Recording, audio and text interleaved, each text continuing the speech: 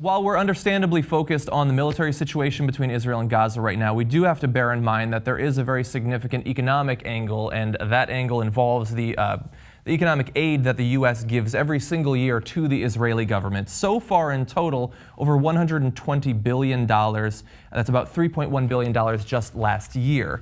Now, some people are calling for an end to that aid, and they are not what you would consider enemies of Israel. They are, in fact, some of the most ardent long-term defenders of Israel, but they don't like the effect our money and then the influence we get from that money has over Israeli policy. So here are some quotes from people who are big defenders of Israel. First, the experience of the Obama years has sharpened the perception among pro-Israel Americans that aid can cut against Israel by giving presidents with bad ideas more leverage than they would otherwise have. I don't know what leverage he thinks we have, but let's go on. Aid to Israel is a low bar for politicians to claim they're pro-Israel, and it'd be better if there were more substantive things one had to do to earn that title. And aid provides easy fodder for critics to claim. Apparently, you do have to do more than provide 1/4 of their defense budget. But going on, that the alliance... How will we provide 1/4? Depending on which year, the aid has fluctuated, but $3.1 billion is a significant portion historically in terms of their defense budget. Let's go on to another quote. Israel should be less dependent on American financial assistance and should become the kind of ally that we have in Australia, Canada, or the UK. An intimate military relationship and alliance, but no military aid. And even former Israel Home Party leader said, today U.S. military aid is roughly 1% of Israel's economy. I think generally we need to free ourselves from it. So certainly over the past 3 or more decades, it was incredibly important in helping to develop both their military, but also their homegrown military industrial complex that they now have. They have the ability to produce everything from jets to small arms. And now they feel like they're losing too much by accepting even $3 billion a year. Okay, so this is a phenomenal development and one that I really welcome. So with the neocons who are pushing this, let's shake on it.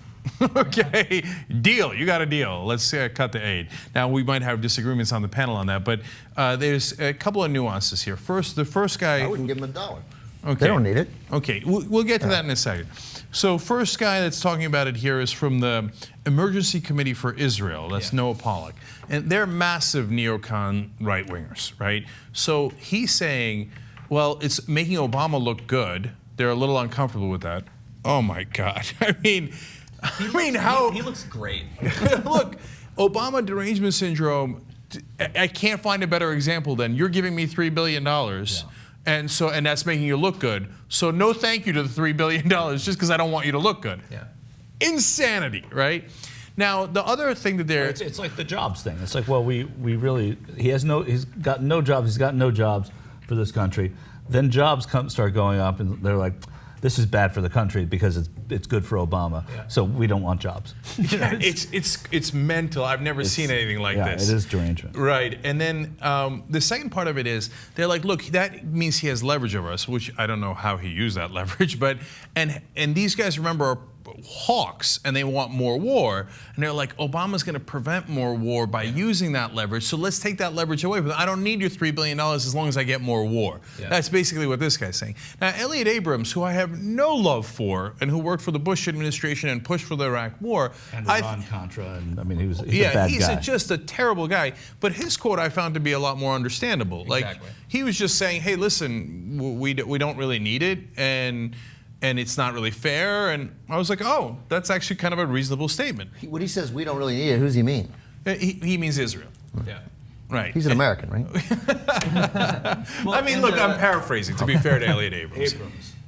Okay. An important number, two numbers actually, to bear in mind on why Israel might not need the aid in the same way that they did even just 14 or 15 years ago. Back in 2000, the country's GDP was $125 billion.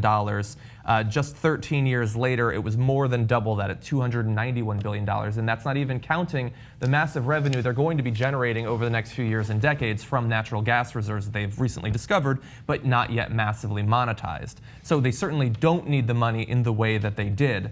Now, comparing the aid that we give to Israel to other allies in the region, sort of comparable military allies in the region, let's bring up this next graph. It's going to show the aid going to Israel versus countries like Afghanistan, Egypt, Pakistan, and Nigeria, and you see the number is much larger there. I think we owe that money to Afghanistan. A little bit more. Yeah.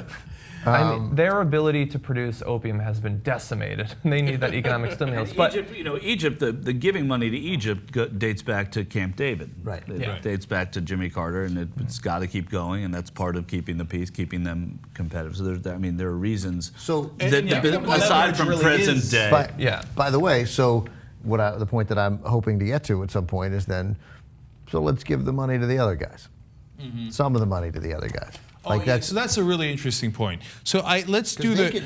But the Australia-Canada argument, I think, is a ridiculous argument because Australia is not a nation surrounded by its enemies on every single border. Sharks. Whales. There are sharks. Killer whales. Okay, so I lost that one. All right.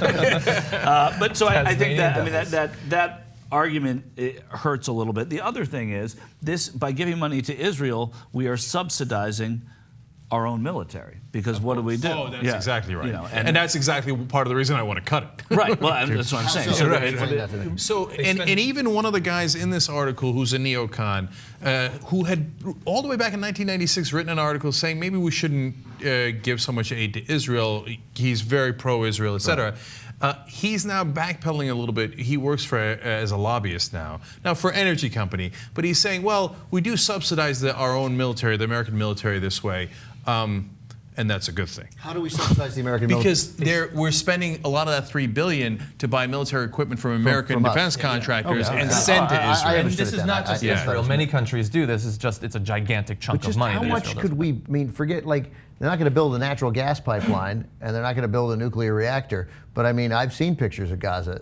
They could use $3 billion. Well, and that's why one of the arguments, whether you talk about all these nations, I work for a company that is owned by the government of Qatar, and everyone's saying, oh, they're enemies of Israel, they're giving to Hamas, how can you work for them? People say, they're not. They're giving money to Gaza for exactly what you're talking about, and a lot of these countries to build the country up, the infrastructure. Exactly. So not exclusively, and their tendencies are probably to support Gaza over to support Hamas, but they're giving to infrastructure, which is so important, and exactly what Ben's saying. Why don't we start building things? It's funny because we were just having a conversation earlier in the week about what I would do if I wanted to actually get to peace. And if I was the president, somebody I think asked in Twitter Storm, and I said, what I would do is pull back money from both sides and be like, okay, look, you're going to stop building settlements if you're Israel, and you're going to get to the negotiating table. And the Palestinians, we also give hundreds of millions of dollars to. And you're also going to stop asking for eternal right of return for every single Palestinian, et cetera. And you're going to get to the negotiating. And well, you know why? Because otherwise, Israel, you're not going to get the $3 billion, and the Palestinian Authority, you're not going to get the hundreds of millions of dollars we're giving you. And that's what these neocons are afraid of. We don't have a president who would ever do that, right? And so it's a misplaced concern. Right. You don't have President Uyghur. If you did, then your concern would be well placed, because I would use that immediately, because I would try to get the peace. But we don't care enough about peace to use that. We'd have a whole host of other concerns, though. Right, then we would have other problems.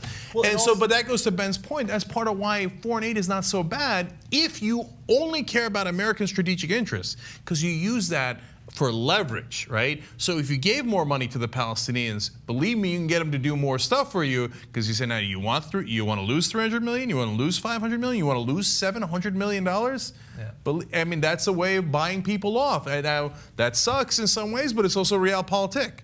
And in this case, we don't ever use our leverage. Yeah, unfortunately, I can't imagine trying to sell that idea in the current political U.S. political climate that we have. Now, it's interesting, I think, this development among some neocons and neocon organizations, and that's why we're talking about it. But let's not forget what happened to Rand Paul when he very briefly implied that we should at least scale back, if not eliminate, Israeli foreign aid. He was attacked mercilessly from the right for that suggestion, and now doesn't seem to support it. And so it's a trend, perhaps. It might increase in the future, but currently I think there are still a lot of neocons that love giving them that money. So here's a perspective that I think is really stunning. When you look at our foreign aid per capita, if you thought it was huge in regards to Israel before, take a look at this chart. Israel per capita gets $378.33. That's per every person in Israel, that's how much we give them. Afghanistan then falls to $62.74. Egypt falls all the way down to about $17. Pakistan, which is the 4th largest aid recipient of U.S. money, falls all the way down to $4.69, etc. So the contrast is stark and amazing. But look at that top number. We are giving every Israeli $378, and they have a budget surplus. We have a massive deficit. Yeah. That's insanity. Even if you thought they're the greatest ally any country has ever had, why would you do that? That just makes no sense whatsoever. They should be giving us money. Yeah. They have the surplus, and they have now gas reserves, right? Yeah, exactly, which isn't included in this. And by the way, when you look at the $343 or whatever that we give them, it might be easy for some people who haven't lived there, don't know what it's like there, to think, oh, well, they have so little, they need it or something. But let's bring up the third chart, the final one, showing the per capita GDP. $34,000. For comparison's sake, now this is more recent, but for comparison's sake, in 2012, the U.S. Per capita GDP was $51.7 thousand. So it's a significant portion of what the average U.S.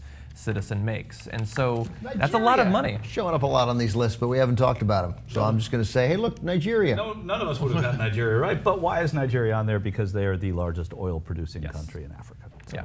So that's why they need aid. Well, they need aid, exactly, to protect their reserves and to make sure that the people in power stay in power in Nigeria. And honestly, Good luck, on our side. And on our side, yeah. Exactly.